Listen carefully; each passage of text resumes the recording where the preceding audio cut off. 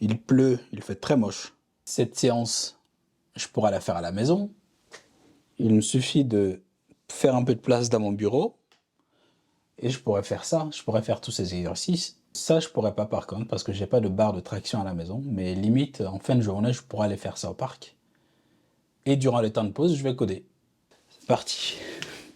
Aïe, ça commence bien. En vrai, ce truc, que ce soit dans le parc, dans la salle de sport ou à la maison, c'est toujours un enfer. Ça change absolument rien. J'ai pas fait 1 minute. J'ai fait, je pense, 57 secondes. Même pour soulever mes épaules et taper sur le clavier, c'est un problème. Du coup, j'ai oublié ce que je faisais. Déjà, sur la route qui permet de créer une entreprise, il faut que j'aille modifier les trucs. Mais avant ça, je dois créer un repository qui va s'occuper des contributions. Export, const, contribution, repository.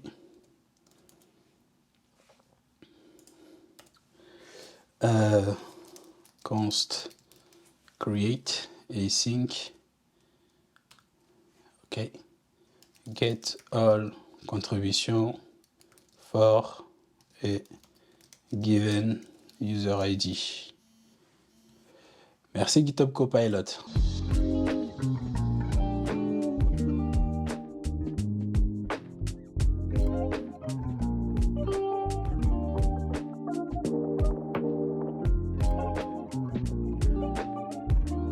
On va essayer de créer une contribution sur Silicon Valley. Company ID, donc ce sera ça. Et le type de contribution, les ID sont là. Donc ça, c'est les ID de dev. Hein. On va prendre quoi comme exemple? Allez, bon, on va dire qu'on a ajouté une image. C'est juste pour tester. Donc ça, c'est ça. Si j'essaie de faire ça, il va me dire non, you are not authorized, parce qu'il faut que je me connecte. Donc on va se connecter tout de suite. Autorisation, c'est pas ici. Hot login. Mon numéro de téléphone, je crois que c'est plus 223 77 1 2 3 4 5 6. Et le password, c'est BunJS 2024. J'espère que c'est ça. C'est bien ça. Donc je récupère mon access token que je viens mettre ici. Voilà. Et donc pour vérifier qu'on est bien authentifié, je vais faire la route get me. Et voilà, je suis connecté. Et donc maintenant, si j'essaye de refaire une contribution, ça doit marcher normalement. Réponse status code 200 et ça me renvoie la contribution créée. Donc son ID, le user ID, company ID, la date de création. Ouais, j'ai encore le décalage des heures. Et ensuite, j'ai le contribution type ID. Et donc, dans la base de données, si je vais dans la table contribution, ici, je dois avoir une entrée. Donc, le user ID, le company ID, la date de création, le type de contribution. Et donc, avec le type de contribution, je pourrais savoir quel est le point de la personne. Parce qu'en faisant le lien entre l'ID du type de contribution et l'ID et cette colonne ici, je peux savoir exactement combien de points une personne a. Très bien. Je voulais aussi faire une autre route. Je ne sais pas si je la fais tout de suite. Pour récupérer toutes les contributions d'une personne. J'en ai pas besoin tout de suite. Par contre, j'ai besoin de récupérer le nombre de points d'une personne. Hein. J'ai besoin de récupérer le nombre de points d'une personne. Mais on va faire on va continuer notre séance de sport. C'était où déjà? C'est ici. Ok. Easy bridge, 30-40 secondes. Ça, c'est un peu chaud pour les épaules aussi, mais ça fait un peu d'étirement en plus, donc c'est agréable en réalité, ça. Ces exercices-là travaillent la mobilité et la force aussi. Parce que mes épaules supportent beaucoup de mon poids là.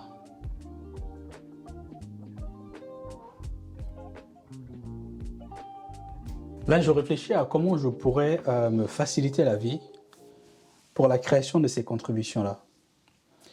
Est-ce que l'ID, je le passe depuis le front ou côté back, je récupère l'ID directement? Parce que là, je réfléchis à quand la personne crée une entreprise, c'est pas Get Company, c'est la route poste là. La route poste, ici. Quand il crée une entreprise, vu que moi je sais que c'est une action de création d'entreprise qu'il est en train de faire, est-ce que j'ai besoin qu'il me passe l'ID de la contribution qu'il est en train de faire depuis le front? Je peux le récupérer depuis le front ou je peux le faire depuis le back? Je suis en train de voir qu'est-ce qui est le plus simple pour moi. En fait, ça peut être intéressant de le faire depuis le back, dans le cas où, par exemple, pour la route patch, la route qui permet de modifier les données d'une entreprise, là, on a plein de données qui sont comment dire, qui sont optionnelles.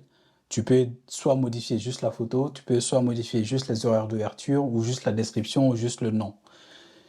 Et si je ne passe pas le type de contribution qu'il essaie de faire depuis le front, parce que depuis le front, je sais quelles données je suis en train d'envoyer. Si depuis le front, j'envoie juste le nom de l'entreprise à la requête, depuis le front, je sais que je suis juste en train de modifier le nom.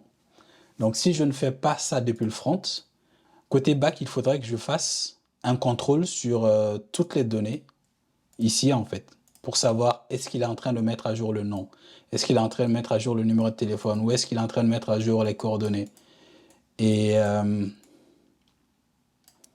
non, je pense que ça peut être pas mal de le faire depuis le front. Ça ne doit pas être très très gênant. Ça ne doit pas être très très gênant. Et donc ici, dans le post, il faut que j'aille ajouter contribution ID. Ou bien pour la création, il n'y a pas d'ambiguïté. Autant pour la modification, je peux comprendre parce que tu n'es pas obligé de fournir certaines données. Mais pour la création, bah, c'est tout le temps les mêmes données et je sais exactement que tu es en train de créer une entreprise. Il n'y a pas de doute à avoir. Donc ici, en vrai, comment je pourrais récupérer... Ok, ouais.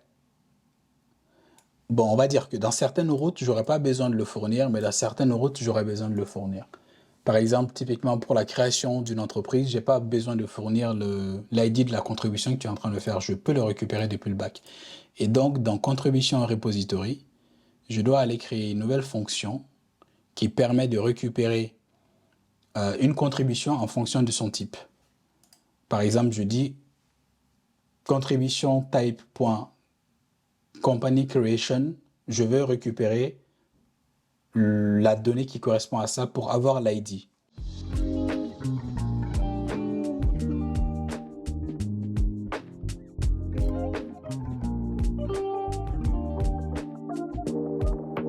Et donc, si on va côté front, il faut qu'on se connecte ici. 0. Et là, BunJS 2024. Et on mettra le score de la personne ici. Donc, il faut que je modifie aussi la route qui permet de récupérer les données d'une entreprise pour récupérer ses contributions. Je n'ai pas besoin de toutes ces contributions. J'ai besoin du nombre de points qu'il a pour l'afficher en dessous ici. Mais, donc si je dis voir mes entreprises, là aussi, voir mes entreprises, ça n'existera plus. Parce que ce n'est pas tes entreprises. Mes entreprises, c'est les entreprises que tu as créées. Bon, je pourrais la garder, mais si tu n'es le propriétaire d'aucune entreprise, donc ici, techniquement, je ne te mettrai rien du tout, quoi. Et donc, ça veut dire que le bouton pour créer une entreprise ne doit pas être là non plus, parce que ce n'est pas tes entreprises, en fait. Ce n'est pas tes entreprises. Ok, je pourrais mettre voir mes entreprises ou créer une nouvelle entreprise, à voir comment je fais, mais